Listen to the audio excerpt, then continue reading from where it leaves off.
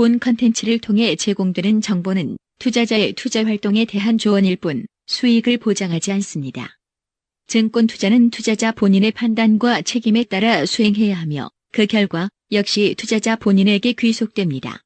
생생주도주 톡은 펀드 매니저들이 펀드를 운용할 때 매매 가능 종목을 압축하는 의사결정 과정을 토대로 기획된 컨텐츠이며 생생주도주 톡의 VIP 회원에게 제공하는 VIP 포트폴리오는 매일 업데이트를 통해 디테일하게 관리됩니다. 본 컨텐츠에서 나오는 자금 운용과 관련된 코멘트는 가상매매를 가정하여 설정한 것으로 컨텐츠를 제작하는 슈어넷, 밥TV는 금융투자협회의 직무윤리 및 법규를 준수합니다. 생생주도주 톡은 글로벌 경제 뉴스, 돈이 되는 뉴스, 헤럴드 경제와 함께합니다.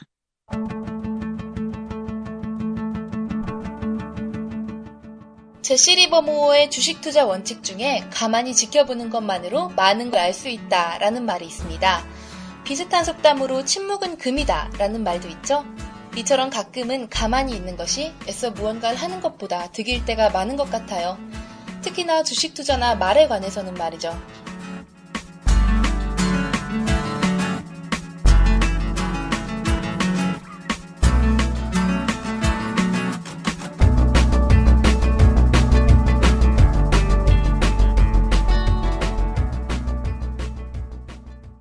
안녕하세요 청취자 여러분들, 7월 22일 월요일에 생생주도주톡 시작하겠습니다. 긴 장마철에 점점 지쳐가고 있는데 주식시장도 글로벌 증시와 또 긴 디커플링으로 몸과 마음이 지쳐가고 있으신 거 아닌지 걱정이 되네요. 청취자 여러분들 그리고 개인 투자자분들 힘든 시기인 것 같은데요. 여러분들 곁에는 항상 핫하고 시원한 주도주들을 엄선해드리는 생생주도주톡이 있습니다. 저는 생생주도주톡의 진행자이고 슈어넷 밥TV, 메이저TV 리서치팀의 신입 연구원이자 홍일점인 오세라입니다. 오늘도 제 곁에는 스마트한 전문가님들이 함께하고 있습니다. 인사 나눠볼게요. 최고 운영 책임자이자 대표이사님이신 앤서니백 대표님, 안녕하세요. 네, 안녕하세요. 반갑습니다. 요즘 우리 주도주가 이제 굉장히 좀 수익이 많은데요.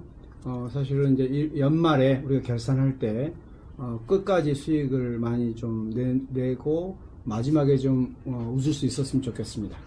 네, 그랬으면 좋겠습니다. 그리고 운영 매니저님이신 제이슨리 전문가님, 안녕하세요. 네, 안녕하십니까. 네, 힘든 개인들의 위로가 될 수 있는 생생 주도주 토크의 활력소 제이슨입니다. 열정의 아이콘이죠. 네. 그리고 운영 매니저님이신 존각 전문가님, 안녕하세요. 네, 안녕하세요. 주식시장의 빛과 소금으로 남고 싶은 존곽입니다. 반갑습니다. 반갑습니다. 그리고 김 팀장님, 안녕하세요. 네, 안녕하세요. 예, 다들 멘트를 하나씩 다 생각이 나는데 저만 바빠가지고 생각을 못했습니다. 저는 투자전략팀장 김 팀장입니다.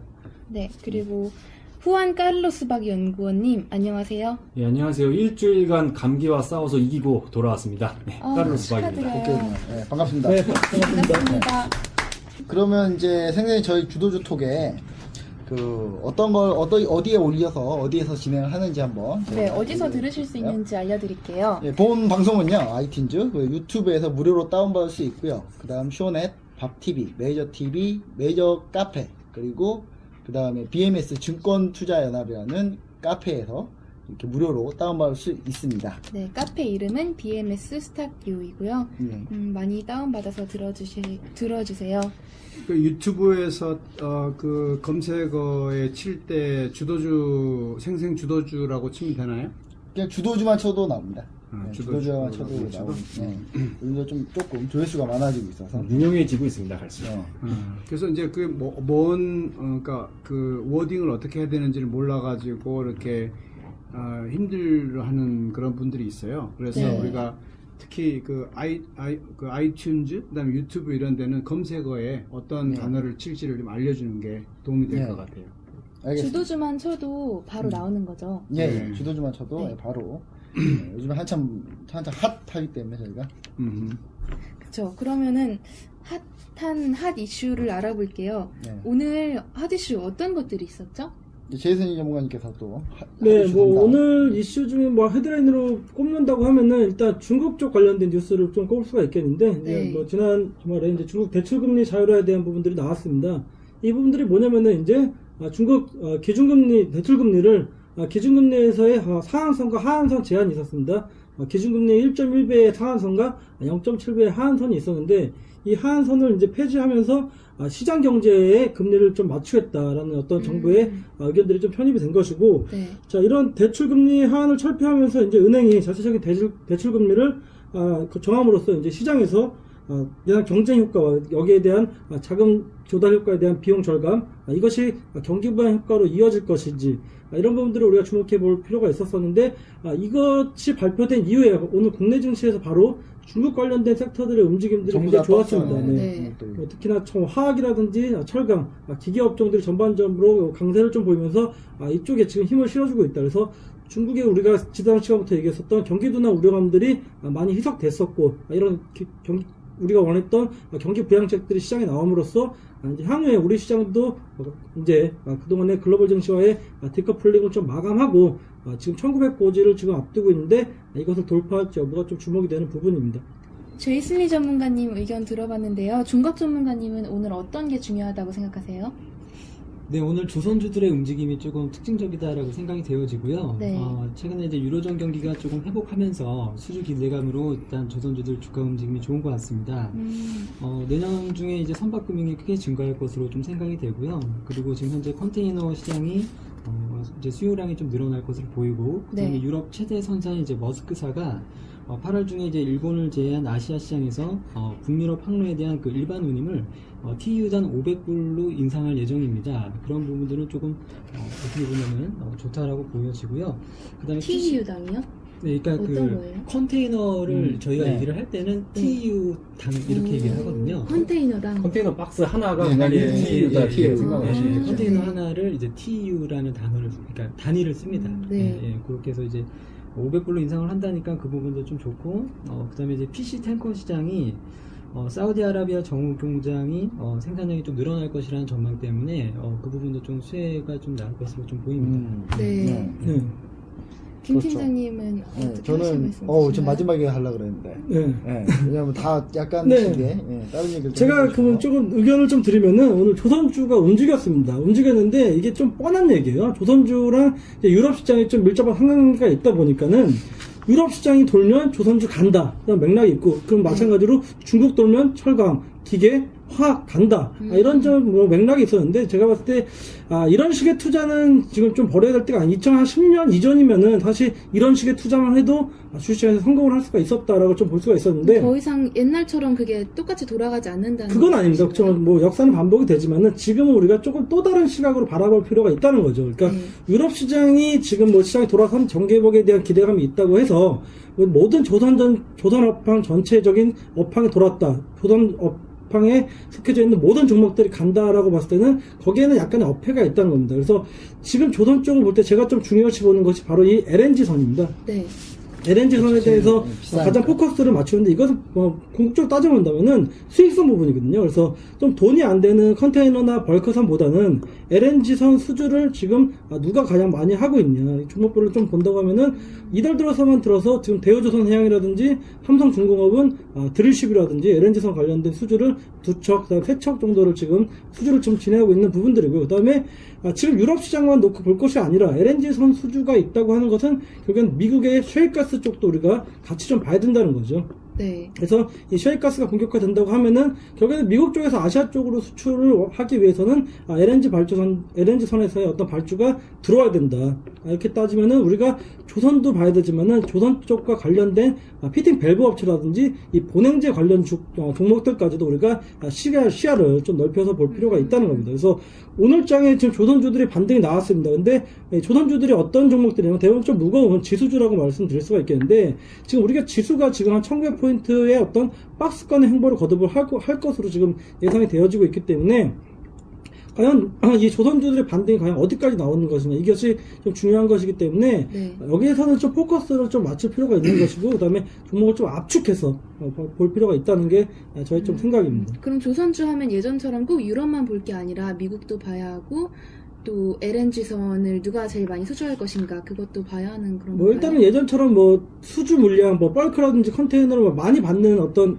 박리담의 형식보다는 지금 좀 수익성이 있는 모델, 그런 모델을 어떤 그 기업이 하고 있느냐 우리가 좀 포커스를 맞춰야 된다는 거죠. 네. 그렇기 때문에 여기서는 수익성이 좋은 LNG선 관련된 조선 전방산업이라든지 그 LNG선 관련된 후방산업, 아까도 말씀드렸다시피 본행제라든지 피팅 밸브 업체들이 이쪽 LNG선 관련된 후방산업이기 때문에 네. 그 섹터를 좀 그렇게 압축해서 보는 것이 조선 쪽을 좀 접근하기에는 좀 용이하지 않겠느냐, 좀 이렇게 좀 보고 있습니다. 그러니까 한마디로 뭐 이런 것 같아요. 그러니까 저는 근데 묻고 싶은 게 있어요. 그래서 이제 탑픽은 뭐? 탑픽이 뭐냐는 거죠. 그러니까 다 좋은데 종목 탑픽이 뭐냐? 근데 제가 봤을 때는 사실 저는 이제 항상 조선주 할 때 맨 처음에 항상 하던 스타일이 있어요. 조선주 만약에 하게 되면 어떤 하던 거예요? 스타일이 현대미포조선을 무조건 건드려요. 현대미포조선이요? 현대미포는 무조건 건들고 그 다음에 예전에 현대중공업 건들고 삼성중공업 건들고 이렇게 갔는데 요즘에는 조금 바뀌어서 삼성중공업 건들고 뭐 이렇게 갔거든요. 근데 오늘 보니까 현대중공업이 급등을 했어요. 제일 실적이 늦게 개선될 거라고 보는 현대중공업이 오늘 좀 급등을 했다는 거는 어느 정도 상당히 많은 기대가 있다는 거고, 제가 봤을 때 현재 그 기대가 반영되고 있다. 그게 탑픽이다? 탑픽은 아니에요. 현대중공업 아니에요. 삼성중공업. 탑픽은 삼성중공업. 아직 삼성중공업. 삼성중공업인데 이제 왜 그러면 현대미포조선은 저희가 이미 해먹었죠 한번. 저희가 이미 수익을 냈기 때문에. 그 미포조선 같은 경우에는 사실 이달도 먼저 급등이 먼저 나왔습니다. 조선 쪽에 먼저 나왔고, 지금은 현대중공업이나 대우조선해양, 삼성중공업의 어떤 상승폭보다는 미포조선은 지금 한 단계 좀 쉬고 있습니다. 그 이유는 제가 말씀드렸던 대로 벌크 쪽이라든지 컨테이너 쪽에 어떤 수주 물량이 좀 있는 미포가 아무래도 네. 향후의 먼저 성장성보다는 반영이 먼저 반영했다고 보시면 될 것 같아요. 네. 자, 그리고 이제 제가 또 그거 관련해서 중국. 이제 중국 그 대출금리 자유화 관련해서 좀 얘기를 좀 해드리자면, 근데 이게 사실 내용 팩트를 우리가 좀 정확히 알 필요가 있는 것 같아요. 자, 팩트는 기존에 이제 금융기관 대출금리 하한선을 철폐를 하는데, 기존의 대출금리는 최저 기준금리 70% 정도 수준이었거든요. 그러니까 1년 만기 대출금리 경우 하한선을 기준금리 한 6% 정도 잡았을 때 한 70% 수준이면 한 4.2가 하한선이라고 볼 수 있거든요. 근데 이거 같은 경우는 이제 다만 이제 개인 모기지 대출금리 변동 구간에 대해서는 당분간 좀 자유를 하지 않고 그대로 유지해서 차별적인 주택 대출 정책 엄격하게 실시하는 그런 맥락이거든요. 팩트는 정확히 이거예요. 주택 대출금리만 가만히 놔두고 엄격하게 실시하기를 하고, 네. 그 다음에 그 상업은행 같은 경우 어음 할인율 규제를 좀 폐지를 하고요. 이제 그런 내용이 골자인데, 결국은 이제 예금금리 상한선에 대한 얘기는 없어요. 예금금리 상한선에 대한 얘기는 없고, 따라서 이제 기존에 이제 한도는 기존과 같이 뭐 기준금리의 한 110% 정도 유지를 하는데, 이거 같은 경우 단기적으로 대출금리 인하해서 경기 부양하고 뭐 이렇게 하는 거는 될 수 있겠는데, 결국은 가장 큰 중국의 핵심 문제는 그림자 금융을 해결할 수는 없다. 그림자 금융은 네. 어떤 거예요? 이제 예전에도 마찬가지지만 중국 같은 경우도 일단 우리가 글로벌 금융위기가 왔을 때 가장 크게 문제가 됐던 게 잘 드러나지 않는 리스크에 관한 상품들이거든요. 네.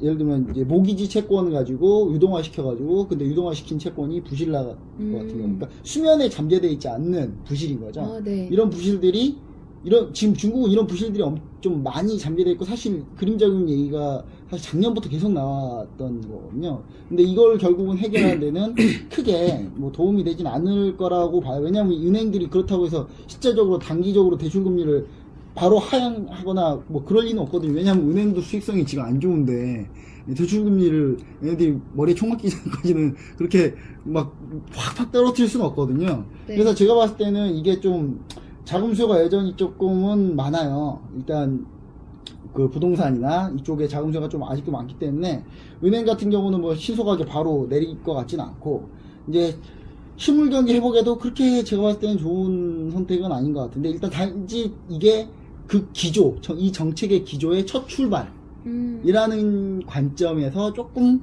긍정적이다. 네. 그런 면에서 보면 조금 어느 정도 좀 정리가 되지 않을까. 네.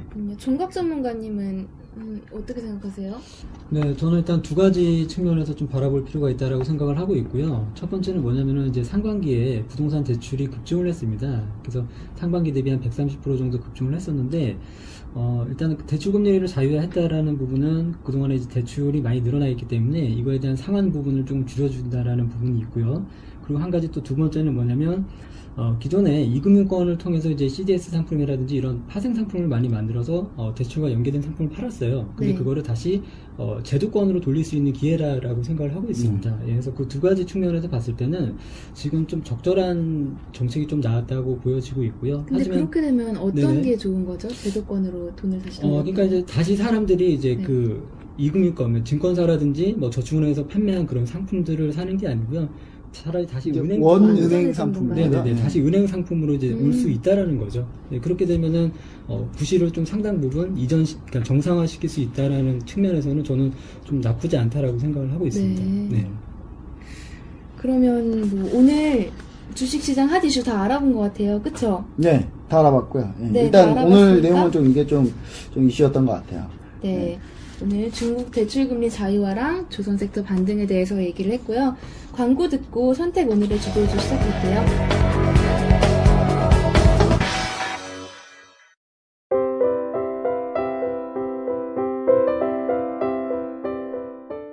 수익 나면 시끄럽고 손실 나면 조용한 전문가. 출신 성분을 파악할 수 없는 엉터리 전문가에게 잘못된 도움을 받고 있지는 않으신가요? 이제는 철저하게 검증된 전문가를 통해 수익을 쌓아가시기 바랍니다. 위기에 빠진 투자자들을 위해 밥TV와 메이저TV, 슈원넷에서 풍성한 이벤트를 진행합니다. 먼저 생생주도주 톡의 고정 패널 존곽 전문가의 장중 무료 방송이 7월 24일 수요일까지 진행됩니다. 정통파 기관 펀드 매니저 출신의 존곽 전문가. 새롭게 탄생한 핵심 가치주 검색 프로그램. 밸류레이더의 환상적인 조합. 3위 각기 상한가. 우리 산업 상한가. 다음 바톤을 이어받을 급등주 매매에 지금 바로 동참하시기 바랍니다. 그리고 7월 25일 목요일부터 이틀간 천리안, 장태웅 대표의 무료 방송이 진행됩니다. 증권사 지점장과 자산운용사, 외국계 헤지펀드 매니저를 거친 증권가 최고 엘리트, 조이맥스, 현대하이스코, 그리고 KH바텍의 뒤를 이을 핵심 종목이 바로 이날 공개됩니다. 인터넷 검색창에서 메이저TV, 슈원넷, 밥TV 중 하나를 입력하세요. 새로운 투자의 길이 열립니다.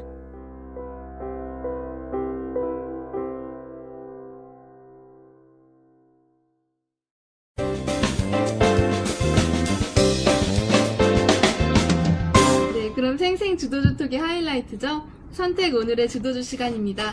네. 박수! 네. 요즘 박수 너무 많이 쳐서 네, 근데 승리 박수를 하더라도. 또 쳐야 할 네. 것 같아요. 왜냐면 주도주 20 평균 수익률을 보니까 너무 괜찮아요. 네. 평균 주도주 20 수익률이 평균 수익률 얼마죠? 얼마? 해볼까요? 네.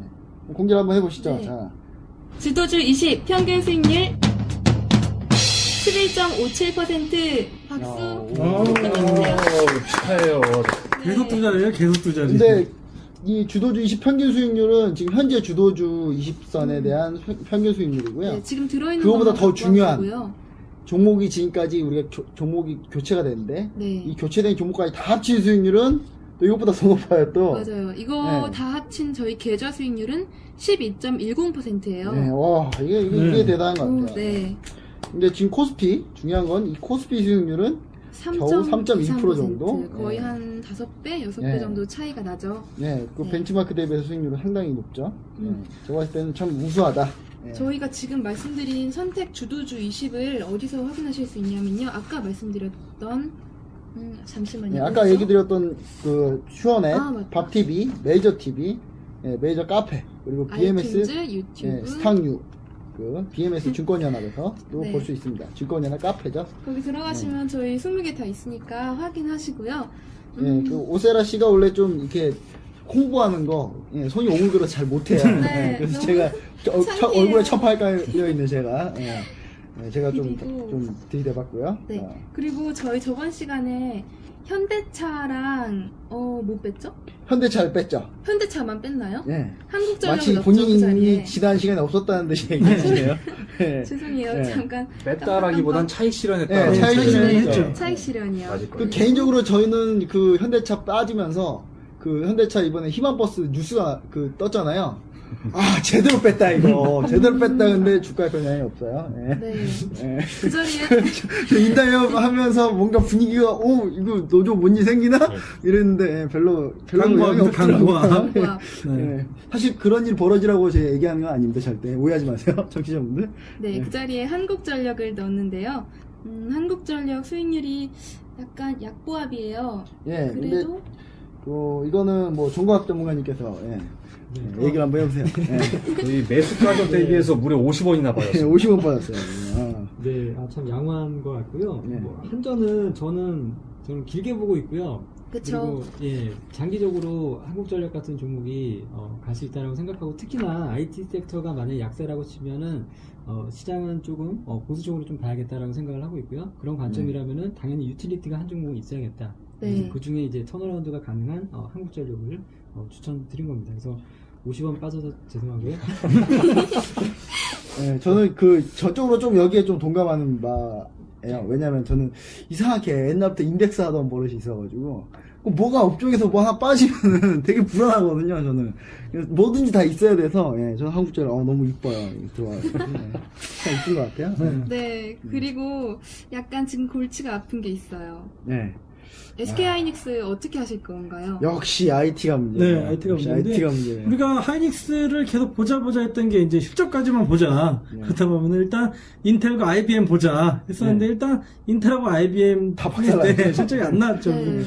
자, 근데 우리가 또 지난 시간도 얘기를 했지만은 뭐 삼성전자가 더 밀렸고, 사실은 하이닉스 같은 경우에는 이 모바일 디램 쪽, 모바일 낸드 쪽에 이제 어느 정도 사업성이 좀 있기 때문에 좀 반등이 나오지 않겠느냐 했는데, 결국은 지금 글로벌 시장에서 전체적인 IT 섹터가 지금 조정을 받다 보니까는 결국에는 삼성전자라든지 SK 하이닉스도 거기에 섹터 부담감을 이기지 못하고 지금 매물들이 좀 쏟아져 나오고 있습니다. 그렇기 때문에 저희가 지금 봤을 때는 전저점까지는 한번 그래도 그래서 쌍바닥을 확인해야죠. 마지막 기회 하이닉스 미련이 많이 전저점 이탈하면 미련 없이 저도 좀, 제가 어제 모 증권 케이블 방송을 봤는데 어떤 분이 그러시더라고요. 하이닉스는 연말까지 보셔야 된다. 왜 이렇게 급하시냐.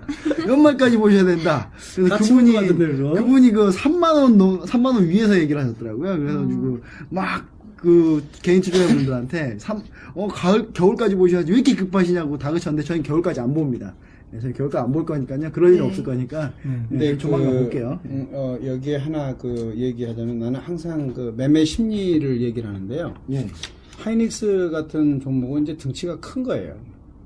삼성전자 같이 등치가 큰 거죠. 근데 이제 예를 들어서 내가 어떤 종목을 거래를 하다 보면 거래량과 상관없이 시총이 너무 큰 게 나한테 수익률이 좋은 경우가 있고 좋지 않는 경우가 있어요. 그러니까 자기 하나의 타입이죠. 그러니까 SK 하이닉스 같은 경우에는 이제 굉장히 좀 움직임이 굉장히 느릴 거라고 생각을 하죠. 그런데 과거에 이제 데이터를 보면은 이런 주식들이 움직일 때 굉장히 또 과격하게 움직였던 그런 사례들이 또 있어요.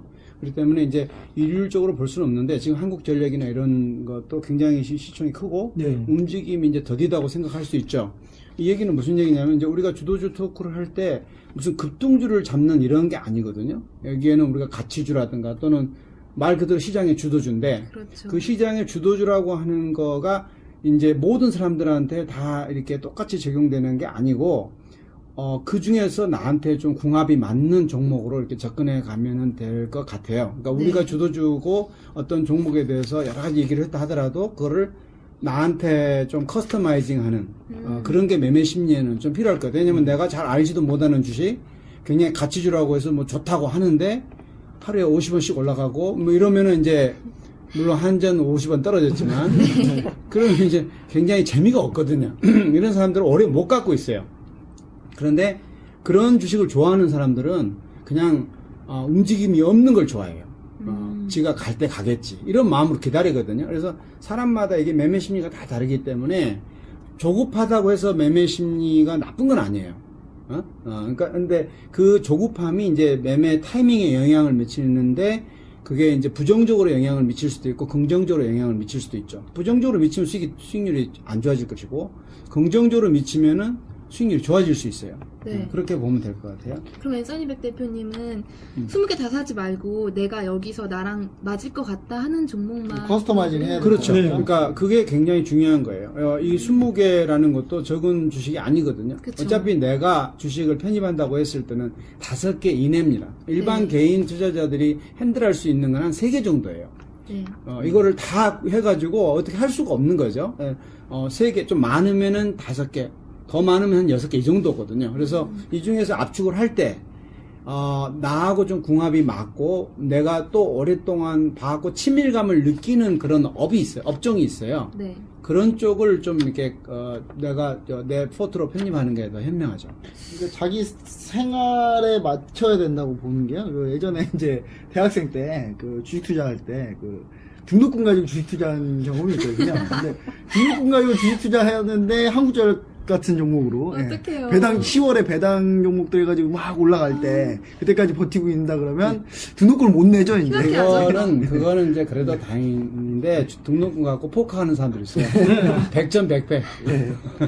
그렇게 약간 그 조급하신 분한테는 이런 종목 말고 좀 빠른 종목들. 자, 그렇다고 등록금을 가지고 하는 것은 이게 추천드리지는 않습니다. 네. 저는 그 사실을 알고 계시는 저는 몰랐어요. 예. 다리 몽둥이가 부러졌죠. 네, 그렇습니다.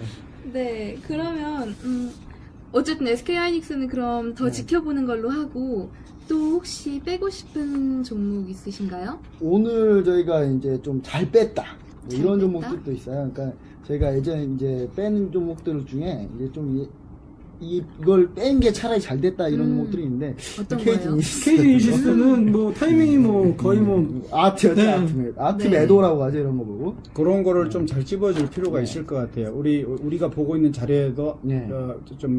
페이지를 한 장 늘려서라도 네. 네. 우리가 뺀 그게 그 이후에 어떻게 됐는가 하는 거를 좀 이렇게 그 포인트 아웃 해주는 게 네. 그래서 우리가 그걸 이렇게 좀 배제를 할 때에도 어떤 사유로 배제를 했더니 타이밍이 좋았다. 이렇게 좀 알려주는 게 더 낫죠. 그때 저희 왜 뺐죠? KG 이니시스? KG 인시스 일단 저는 결제주는 싫죠. 네. 그렇게 안 좋아요. 움직임이 좀 둔했던 두 종목이었는데 그때 뺐던 종목이 KG 인시스하고 삼성화재. 네. 마찬가지로 삼성화재도 KG 인시스와 마찬가지로 우리가 포트에서 제외시킨 이후에 좀 약세를 지금 보이고 있는 그런 모습이고요. 네. 역시 그리고 저희가 지금 빼는 종목들이 지금 종목이 이상하고 마이너스가 나서 빼는 것이 아니라 결국에는 우리가 뭐 수익 실현을 하든지 아니면은 지금 있는 종목보다 더 좋은 종목들이 발굴이 돼서 계속해서 치고 올라오기 때문에 지금 2군 후보들이 아주 열이 바짝 올라 있습니다. 그러니까 이게 지금 네. 그 EPL 네. EPL이나 세리에 뭐 이런 그 축구 리그를 보시면은 그 승강제라 그래가지고 1부 리그, 2부 리그 있지 않습니까? 근데 이게 지금 저희가 주도주 21부 리그라고 보시면 되고 2부 리그에도 종목이 어마어마하죠. 예. 그래서 그쵸. 이제 이걸 이제 올라올 종목도 하도 많고 저희는 20선 이내로 압축을 해야 된다는 그런 부담감 때문에 네. 왔다 갔다 하는 거니까요. 자, 그리고 이제 오늘 이제 뺄 만한 종목, 크게 움직임 종목은 없는 것 같고요. 근데 수익률 좋은 종목 한번 예, 읽어볼까요? 수익 좋은 종목은 뭐 LG아웃시스가 더 갔어요 또. 네. 예, 지난 시간에 LG아웃시스 그 언제 사냐고 이거 이렇게 비싸가지고 어떻게 사냐고 하시는 분들 많다고 제가 얘기 들었는데 저번 또 시간에 올랐어요, 또. 31%가 좀 넘었는데 이번 시간에 보니까 35%가 넘었네요. 네, 그렇죠. 오늘 네. 실적 발표를 했는데 실적이 아주 또 대박이라. 예. 네. 근데 뉴스 나와서 좀 뉴스 근데 맞아가지고 뭐 차익 매물을 네, 이제 좀 차익 나올 매물 때가 좀 아닌가 맞- 싶어서 네. 어느 정도 절반 정도는 이제 수익 실현을 좀 해야 되지 않을까 보고 있는데 뭐 일단 그렇게 좀 움직인 것 같고 나머지 종목은 크게 변함이 없는 것 같고요. 좀 호텔 단연 신라는 발군이 하나 어떻게 있어요. 보세요? 호텔 시간 신라는 살짝 꺾인 건데 이건 네. 뭐 꺾인 것도 아니고 사실. 네. 예. 그 일단 워낙에 그 인천의 그 공항 같은 경우 면세점 그 부지 같은 경우 임대료 동결됐다고 하더라고요. 그래서 이 부분도 비용 이슈에서 상당히 긍정적이고. 호텔이라는 뭐 정전적인 이슈들이 굉장히 많이 있습니다. 지금 뭐 제주도 면세점 관련해서도 지금 뭐 사업장 확장에 대한 모멘텀도 있고요. 네. 그다음에 지금 뭐 새로 리뉴얼된 뭐 객장을 다음 달부터 오픈을 이제 하죠. 그렇다 보면은 여기는 호텔 신라에 대한 어떤 뭐 수익성이 하반기에 더 개선될 것이다. 라는 얘기들이 나왔고 사실 슈팅이 한번 나왔습니다. 위로 슈팅이 한번 나왔기 때문에 지속적인 거기에 대한 어떤 차익 매물들이 나오는 구간대라고 좀 보고 있고요. 아직까지 추세적인 부분에서는 큰 이상은 없다. 근데 이제 하나 정도가 조금 걸릴 것 같아요. 어떤 거예요? 종강 전문가님한테 한번 의견을 물어보고 싶은데, 그 윈스테크넷 같은 경우가 조금 꺾였어요. 저희가 좀 많이 올라갔다가 좀 많이 네. 살짝 꺾였잖아요. 이거는 종합전문가님 윈스테크넷 어떻게 보시대요? 예전에 탐방도 직접 갔다 오셨기 때문에 네, 오늘 잘 제가 아실 것 이제 같은데. 그 무방을 진행을 하면서요, 네. 우리 그 회원분들한테 그런 얘기를 좀 드렸습니다. 이제 저희가 이제 PC 시장이 좀 둔화된 거를 알고 있지 않습니까, 그죠? 이게 네. 다 태블릿이라든지 스마트폰 쪽으로 가고 있기 때문에 기존에 이제 전통 PC 시장에서의 보안은 윈스테크넷이 가지고 있는데 이제는 모바일 쪽 보안을 하는 회사들이 오히려 네. 좀 부각을 받을 수 있을 것 같습니다. 그래서 모바일 쪽으로 좀 이슈가 되고 있는 종목들이 있는데 종목을 언급을 해드려도 되나요? 예, 언급까지 해주시면 좋죠. 네, 라운시큐어라는 종목이 있어요. 오. 라운시큐어요? 네. 오늘 급등을 했죠. 네, 완전 네. 급등하는 종목이죠. 그래서 네. 이제 트렌드가 이제 시장을 마켓을 봤을 때 PC 보안도 중요하지만 모바일 보안 시장도 굉장히 커질 것으로 좀 생각을 하고 있기 때문에 네. 이제 라운시큐어를 제가 회원분들한테 좀 말씀을 좀 드렸었고 최근에 흐름이 좀 좋게 나오더라고요. 근데 이제 개별적인 이슈가 좀 있어서 일단은 이 정도로만 좀 설명을 좀 드리겠습니다. 네. 그럼 그 라운시큐어를 저희 주도주에 편입을 시킬 생각이 있으신 건가요? 아니요. 그거 아니에요? 그렇습니다. 왜요? 네. 좀 왜냐면 너무 급등해야 네. 되고. 왜냐면 급등을 네. 많이 했고요. 네. 요거가 이제 그 실적이 마이너스에서 지금 플러스로 턴어라운드가 돼가는 과정이고 그다음에 최대 주주가 과거에 이제 횡령 배임 혐의가 좀 있었어요. 물론 기가 구린 사람.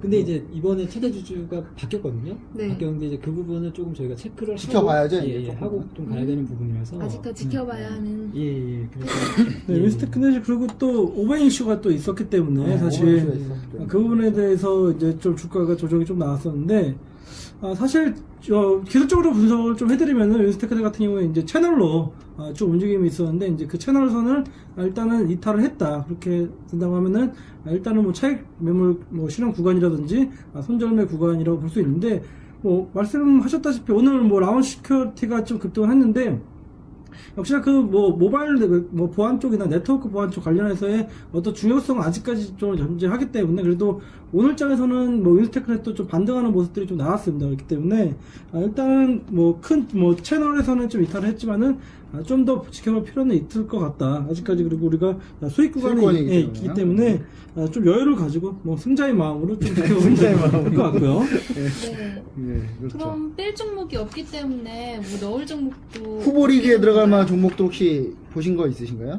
혹시? 지금 뭐 우리 후보에 좀 빠져 있는데 저는 그 종목이 좀 안타깝습니다. 지난 방송에 제가 IT와 자동차를 한 큐에 담을 수 있는 종목 네. 말씀을 좀 했는데 아닌가요? BNT 말고 네. MDS 테크 MDS 기억나시죠? 테크. 네. 네, MDS 시스템을 만드는 그런 회사라고 말씀을 드렸었는데 좀 많이 올랐나요, 최근에? 네, 스마트카 시장, 전기차 시장이 먼저 불었습니다. 테슬라 쪽에서. 네. 그렇다고 하면 결국에는 전기차 다음은 이제 스마트카 시장으로 가는 거였었는데 저희가 이제 전기차까지만 얘기를 드렸었고 그 나머지 스마트카 얘기를 안 드렸었는데 이 종목이 지금 스마트카 시장으로 간다고 하면은 네. 지금 차트를 제가 네. 테스트가 안 봤다가 지금 오랜만에 보거든요. 거기다가 지금 실적이 나왔는데 실적 부분에 있어서도 2분기 지금 깜짝 실적 예상이 되어지는 부분이 있고요. 그다음에 지난번에 말씀드렸던 대로 이 종목은 자동차 쪽뿐만 아니라 항공이라든지 선박, 의료 쪽까지 엮이면서 지금 국방 쪽 분야에서의 수익성이 지금 개선이 되면서 지금 2분기 깜짝 실적에 3분기, 4분기에 상당히 추가적인 많이. 실적 모멘텀이 있다. 이런 이게 얘기 나오기 왜 때문에 제가 아쉬워하냐면요. 그 예전에 항상 제이슨이 전문가하고 MDS 테크에 대해서 정말 얘기를 많이 했어요. 네. 정말 얘기를 많이 했는데 이게 움직임이 너무 지저분해가지고 네. 정말 더러운 한선다. 근데 오늘 외국인들의 대량 거래가 터졌습니다. 네. 대량 거래가 터지면서 오늘 장대 한목을 쭉 뽑았었는데 사실 제가 추천드렸던 날이 아마 기억나실 거예요. 그때만 해도 뭐 거의 저점 부근에서 저희가 좀 추천을 좀 드렸었는데 오늘 급등이 나왔었고 아쉽네요. 네. 지금 아쉬워할 필요는 없다고 봅니다. 뭐 지금 제가 봤을 때는 이제 제 기준상인데요. 제가 보는 이제 그 타이밍의 기준상으로는 지금 여기서 조정 나오면 해야 되는 네, 조정 약간 나오면 그런 진입을 부분인 것 같고요. 해야 된다라고 그렇기 보기 때문에 때문에 후보 리그에 올려두는 걸로. 네, 후보 리그에 올려서 기회가 되면 실탐탐 1군을 노리고 있다. 제가 진짜 이 종목이 너무 움직임이 지저분해가지고 네. 네. 정말 언제 가긴 갈 것 근데 이 같은데 종목들마다 그 움직임들의 그 특성이 있어요. 그 안 움직이다가 한번 아까도 우리 백태관님 말씀하셨다시피 이렇게 좀 안 가는 종목들이 한번 박스권을 돌파한다든지 아니면은 대량 거래가 터지면서 어떤 모멘텀이 붙었을 때 이 주가가 이제 조정 자리로 앉으면서 거의 급등하는 경우들이 뭐 대부분 있습니다. 그렇기 때문에 아직 MDS가 그런 모습으로 간다 아니다라고 좀 언급할 단계는 아니지만은 그래도 지금 일단은 바닥권에서의 어떤 좋은 움직임들이 나왔고 그다음에 뭐 실적이라든지 뭐 향후 모멘텀들이 있기 때문에 우리가 충분히 접근해 볼 수 있는 종목이다 이렇게 좀 보고 있습니다. 네. 이제 매매 심리 관련해 가지고 좀 생각을 해보면 이제 그런 경우가 많아요. 아까도 이제 잠깐 뭐 그 얘기가 나왔지만 이때 샀으면은 꽤 수익이 지금 많이 나왔을 텐데 뭐 이런 것들 있죠. 근데 사실 우리가 관심 있게 지켜보고 있는 그 종목들의 차트를 보면 그런 경우를 많이 볼 수 있어요. 그러니까 여기 내가 좀 들어갔었으면 뭐 이런 느낌들. 맞아요. 근데 그거를 이제 사실 굉장히 좀 경계를 해야 돼요.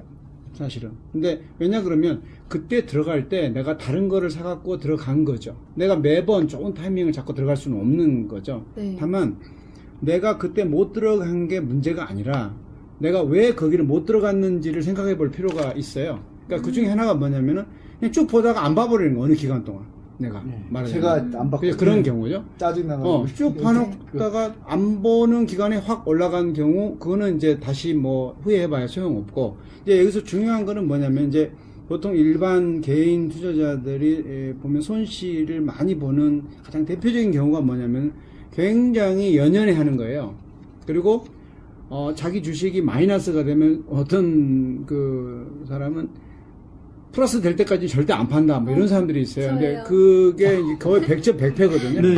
5기로 하는 거예요. 주식 투자를 100점 5기로. 100패. 뭐 마이너스는 절대 안 판다. 이런 게 없는 거예요, 주식은. 그러니까 네. 마이너스고 플러스고 내가 애니타임 팔 수 있어야 돼요. 그러니까 이게 파는 거를 겁내지 않아야 되는데 이걸 또 이제 사람들이 잘못 해석하는 게 그럼 무슨 데이 트레이딩처럼 뭐 금방 사다 팔았다 해야 되냐? 그건 아니고. 자꾸 오를 것 같아요. 그죠? 조금 더 있으면. 내가 팔 때를 내가 인지해서 파는 그게 굉장히 중요한 결단을 요구하는 거죠. 근데 더 중요한 거는 뭐냐면 이제 보통 손실 보는 사람들, 그 투자자들하고 얘기를 나눠보면 이거예요. 이 종목을 왜 샀냐 그러면은 설명을 해요. 근데 그 설명이 굉장히 아주 그라운드가 약해요. 그러니까 잘 모르는 거지, 말하자면. 이 종목을 내가 왜 샀는지에 대한 스토리가 연결이 안 돼요. 그죠? 그냥 지금 감으로 우리가 산 거겠죠, 그럼. 지금 우리가 주도주 토크에서 논의하고 있는 것들은 대개가 상당한 그라운드가 있잖아요. 우리가 이 종목에 왜 진입을 했는가 하는 것에 대한 그라운드가 있는데 그게 공부가 안 돼 있기 때문에 그냥 누구 말 듣고 혹은 내가 그냥 느낌에 갈 것 같아서 뭐 이런 식으로 접근하게 되면은 굉장히 비과학적이죠, 사실은. 네. 그렇기 때문에 수익을 기대하기가 굉장히 어렵고 이제 빠져도 왜 빠지는지 모르고 올라도 왜 올라가는지 모르고 어느 시점에서 거래량이 어떻게 모양새를 나타냈을 때 내가 이거를 팔아야 되는데 그 개념을 모르는 거죠. 그러니까 기본적 분석이나 기술적 분석에 관한 논의들을 계속 하고 있잖아요. 우리가 이런 부분들이. 이게 네. 피가 되고 살이 되는 거예요. 근육이 되고. 그래서 그런 부분들이 계속 쌓여서 내가 지금까지 투자해 왔던 게 잘못된 부분이 뭔가를 캐치를 해야지 이거 하나 가지고 종목 하나 가지고 이거 들어가서 내가 수익 금방 얼마 내겠다. 이거는 이제 조금 다른 얘기이죠. 물론 뭐 일단은 이 주도주를 따라가 가지고 투자를 하는 거는 굉장히 도움이 되겠지만 결국에는 내가 알아야 되는 거기 때문에 그런 맞아요. 어떤 그라운드를 구체적인 그라운드를 이해하는 게 굉장히 중요하고 매매의 안 좋은 습관, 그죠? 100점 100패의 습관 이런 것들은 버려야 된다. 다 제 얘기 같아서 되게 혼나는 기분이었어요. 종각 전문가님 혹시 그럼 주도주 20에 편입하고 싶거나 후보리그에 올리고 싶은 종목 있으세요? 네, 후보리그에 올리고 싶고요. 일단은 저희가 지금 금융 섹터가 없어요. 네, 저희는 맞아요. 삼성전자 제가 좋아하는 금융. 예, 빠지고 나서 그래서 역시 구색을 좀 맞출 줄 알아요. 진짜. 예, 네, 대형 정말 금융지주 회사 중에 저는 이제 하나금융지주에 네, 하나금융지주요? 역시 타픽은 똑같네요. 네, 하나금융지주고 일단 외환은행 인수 후에 지금 시너지 효과가 나올 거로 보고 있고요. 네. 뭐 올해가 아니고 이제 내년도에 한국 경기가 좋아진다면 금리 인상 이슈가 또 발생할 수 있기 때문에 네. 지금이 참 매수하기엔 좋은 자리다라고 생각하고 있습니다. 더 물러설 자리가 없는. 네. 이제 좀 경기가 좀 돌아서면은 대선 충당 같은 경우도 다시 이제 영업이익으로 꽂힐 수 있기 때문에 저도 금융주 같은 경우는 하나 정도 들어갈 수 있다라고 좀 왜냐면 저희가 삼성화재가 빠졌으니까 네. 네, 좀 움직임 면에서는 좀 저도 하나금융주 괜찮지 않을까. 하나금융지주도 그럼 개인적으로 내년까지 정말 보고 예. 길게 잡고 가잖아요. 근데 주식은 먼저 움직이죠. 저는 그쵸. 먼저 움직일 수 있다고 봅니다. 네, 먼저 움직일 거라고 보고 있고요. 네, 혹시 몰라요. 또 조만간 움직일지 바로. 네. 위로 움직여 있는 거 말씀하시는 거죠, 지금? 네. 이런 거죠. 네, 그리고 제가 항상 좋아했던 이제 종목이 항상 있어요. 그 금융주로 그거는 너무 고집스러워서. 네, 그 있는데 예, 사실 그렇게 많이 안 빠졌어요. 네. 그거는. 예, 근데 저는 개인적으로 이건 너무 안 빠졌기 때문에 오히려 좀 제가 원래 BS를 정말 좋아하거든요. 근데 네. 그 좋아하는 이유도 또 있고요. 근데 그 이게 이제 개인적인 뭐 사견이 아니라 좀 객관적으로 봤을 때 좋다는 거고요. 근데 뭐 하나금융지주가 좀 약간 싼 가격이란 면으로 봤을 때는 예, 괜찮다. 저도 좀 괜찮은 것 같습니다. 뭐 저는 뭐 아시다시피 성향이 저는 원래 금일조 세타는 정말 안 좋아해요. 사실을 별로 좋아하지 않습니다. 왜냐면은 우리 개인들이 좀 매매하기에 좀 철저하게 좀 개인 마인드로 접근을 한다고 하면은 사실 좀 힘들고요. 금융 쪽 세타가 사실 수익 내기 좀 힘든 부분들이 없지 않아 있고요. 그다음에 타 세타에 비해서 좀 느리다. 그렇기 때문에 물론 뭐 밸류에이션 상으로 봤을 때는 충분히 매력이 있다고 저 보는데 저 개인적으로는 별로인데 2대1이기 때문에 어쩔 수 없이 제가 한 곳을 꺾고 후보리그에 넣겠습니다. 넣는 걸로. 네, 후보리그 일단 후보리그니까. 네. 일단 제가 봤을 때는 하나금융지주는 후보리그에서 바로 스티어 것 같은데 지금 2대1이기 때문에 그렇죠, 예. 네. 조만간에 아직까지 좀 조심스러워요. 한 자리 지면은 바로 깨차가 올라올 정도인 것 같습니다 지금. 그렇죠. MD스테크랑 하나금융지주 이번에 네, 후보리그에 추가 올라간 건가요? 하는 걸로, 예. 네. 정리하겠습니다. 주도주 20선에 오늘 들어간 종목도 없었고 빠진 종목은 또 없었고요. 예. 그리고 후보리그에 하나금융지주 그리고 MD스테크 들어갔습니다. 예. 저희 생생 주도주 톡의 주도주 20선 여기까지 들어봤고요. 그리고 그 다음으로 증시 일정 알아볼게요. 네, 생생 증시일정. 자, 들어가겠습니다. 이번에 제가 하도 말이 많다는 그전에 의견이 많아서 말 조금 줄이기로 했어요. 줄이고 증시일정을 후안카를로스 박님의 목소리를 듣고 싶다라는 의견이 좀 많아가지고 증시일정 앞으로 후안카를로스 박님이 박께서 목요일까지 박 증시일정 연구원님이세요. 예. 중요한 거 소개해 주세요. 네, 말이 없는 제가 진행을 한번 해보겠습니다. 일단 화요일에는 딱 하나만 기억을 하시면 됩니다. 애플 실적 발표가 예정이 돼 있고, 네. 그다음에 이제 수요일은 뭐 화요일이 중복이네요. 중복이요? 네. 삼계탕 그렇지 않아요? 네. 요즘에 그 길거리에 개가 안 보이던 네, 그 수요일에 가장 중요한 건 역시 그 7월 그 HSBC 중국 제조업 PMI 예비치가 우리 장중에 발표가 됩니다. 오전 한 10시, 11시 사이에 발표가 되고요. 네. 그다음에 이제 실적 발표는 LG 시리즈, LG전자, 이노텍 그리고 상사까지 실적 발표가 예정이 되어 있습니다. 그리고 이제 밤에 미국에는 캐터필러와 포드 실적이 발표가 예정되어 있어서 이 포드 실적 발표가 현대차 쪽에 이제 영향을 주겠죠. 그다음에 이제 목요일은 이 우리 골치덩어리죠. SK 하이닉스 네. 실적 발표가 목요일에 예정이 되어 있고 이 건설주 폭락의 이 진앙지였던 GS건설도 GS 목요일도 실적 발표를 관심이 좀 합니다. 가겠네요, 목요일날. 그리고 미국에는 또 내구재 주문도 이제 발표가 있는데 요거에 대해서는 또 차후 이제 저희가 목요일 날 다시 언급하면 될 것 네, 같고요. 다시 언급을 드릴 겁니다.